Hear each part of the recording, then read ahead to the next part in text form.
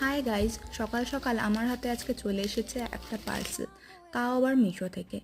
আমি অর্ডার করেছিলাম দুটো বই, days at the Morisaki book shop আর আরেকটা হলো more days at the Morisaki book shop. এই দুটো বই লিখেছেন সাতোশি ইয়াগিসাওয়া আর ট্রান্সলেট করেছেন এরিক ওজাওয়া।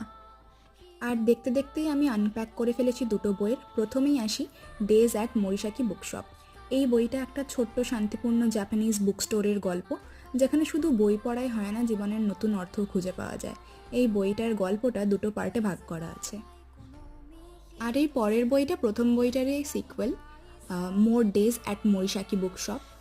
এবার আসছি বইয়ের কন্ডিশনগুলো নিয়ে। প্রথম বইটার কন্ডিশন খুব একটা খারাপ ছিল না, পেজেস আর প্রিন্টিং কোয়ালিটি পড়ার মতন ছিল। কিন্তু সেকেন্ড বইটা আমি ভালো কন্ডিশনে পাইনি, অনেক ফ্লজ আছে আর প্রিন্টিংটাও খুব একটা আমার ভাল লাগেনি। Thanks for watching.